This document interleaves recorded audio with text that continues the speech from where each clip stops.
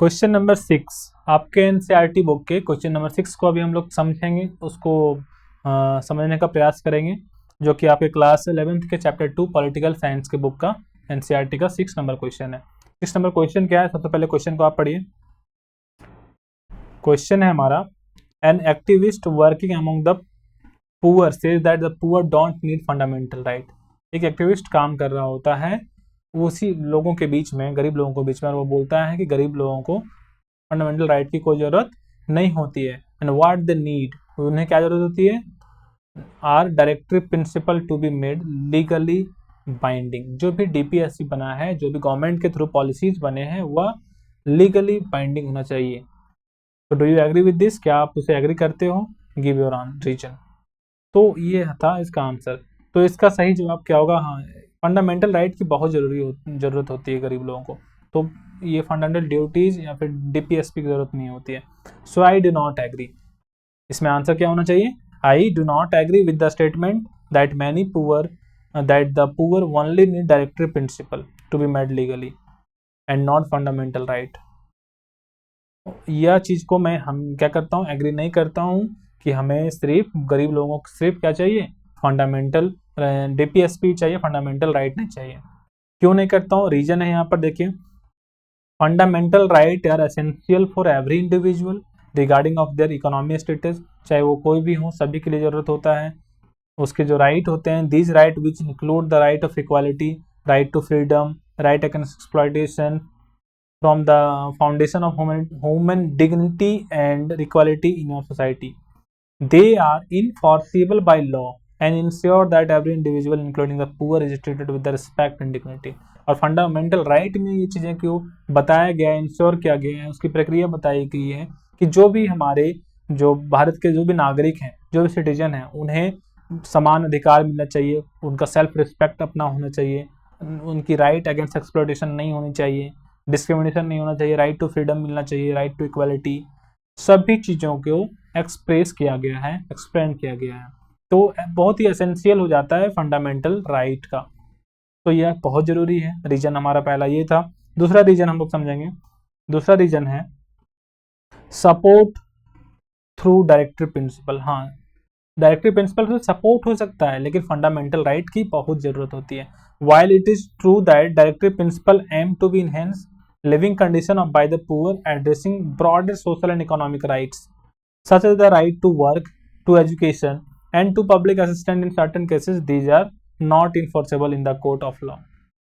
कभी कभी क्या होता है, यह कोर्ट ऑफ लॉ में इन्फॉर्सेबल नहीं होता है, and hence without the legal backing of fundamental right. और इसके फंडामेंटल के राइट के ना होने के कारण क्या होता है, जो पुअर लोग होते हैं, जो गरीब लोग होते हैं, may not effective means challenge the violation of this essential need. जब उनकी ज़रूरत होती है, जब उन पर कोई हस्तक्षेप करता है, फिर उनके बेसिक राइट्स को कोई एक्सप्लॉयटेशन करता है, फिर वायलेशन करता है, तब वो कुछ नहीं कर पाते हैं। तो फंडामेंटल राइट की काफ़ी ज़रूरत है।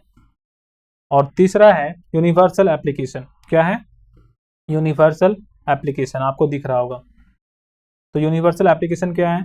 Fundamental right are universal and apply equally to all citizen. Fundamental right एक ऐसा राइट है, ऐसा बेसिक राइट है जो सभी सिटीजन को इक्वली कहीं ना कहीं मिलता है, सभी सिटीजन पर इक्वली अप्लाई होता है। And ensuring that there is not discrimination. और वह बताता है कि यहाँ पर किसी प्रकार का, किसी से, कोई भी जात, कोई भी धर्म, कोई भी समाज, काला गोरा, लिंग, जेंडर, किसी के आधार पर डिस्क्रिमिनेशन नहीं होना चाहिए। And on the basis of socio economic status, so they provided safety net that protects all citizen.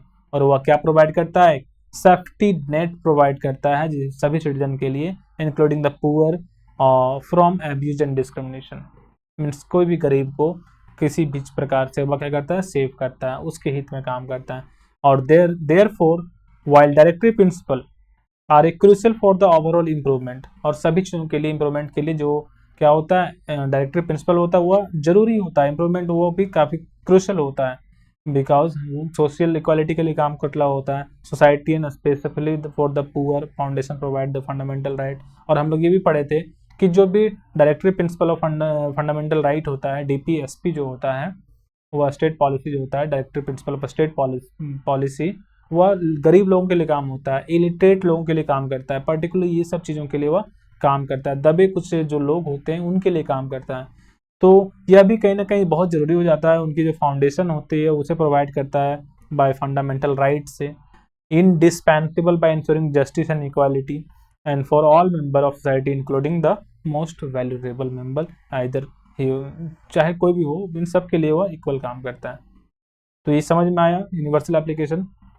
इसके माध्यम से हम लोग समझेंगे, अब माइंड मैप के माध्यम से समझेंगे क्वेश्चन नंबर 6 को, जो कि है क्या है, fundamental right basis of the constitution enforceable by law providing dignity and equality, सभी सिटीजन्स को ये चीज़ें प्रोवाइड कर जाती हैं। एंड डायरेक्टिव प्रिंसिपल क्या है, aim to improve living condition, उसका एम क्या है कि जो भी आपकी लिविंग कंडीशन है उसे इम्प्रूव करना है, नॉट लीगली इनफोर्सिबल, वो लीगली इनफोर्सिबल नहीं है, सप्लीमेंट फंडामेंटल राइट है वह एक प्रकार का सप्लीमेंट फंडामेंटल राइट है, एक्चुअल फंडामेंटल राइट नहीं है। Fundamental right and directive principle एक दूसरे को इम्प्लीमेंट करते हैं, एक दूसरे के लिए काम करते हैं, एक दूसरे को कहीं ना कहीं फुलफिल करते हैं, बट सिर्फ डायरेक्टिव प्रिंसिपल होने से काम नहीं होता है, गरीब का शोषण हो जाएगा फिर उस प्रकार से। तो next point that is okay, next point हमारा यूनिवर्सल एप्लीकेशन। इसमें क्या होता है, protect all citizens, ensure non discrimination and legal safety net.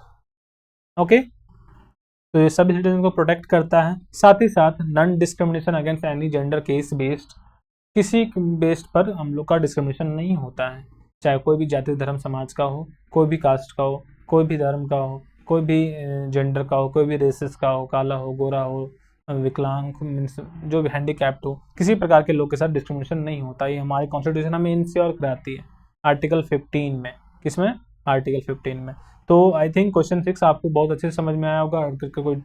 अगर कोई आपको डाउट रह गया तो आप उसे कमेंट सेक्शन में हमसे पूछ सकते हो। साथ ही साथ अगर आपको इसकी PDF नोट्स या बुक की ज़रूरत हो तो आप उसे आसानी से पा सकते हो, ऑर्डर कर सकते हो। डिस्क्रिप्शन में आपको लिंक अवेलेबल मिल जाएगा, वहाँ से आप उसे आसानी से ऑर्डर कर सकते हो। कैश ऑन डिलीवरी में भी ये चीज़ें अवेलेबल मिलेंगी आपको, और साथ ही साथ फ्लिपकार्ट और अमेजॉन में भी ये चीज़ें आपको मिल जाएंगी।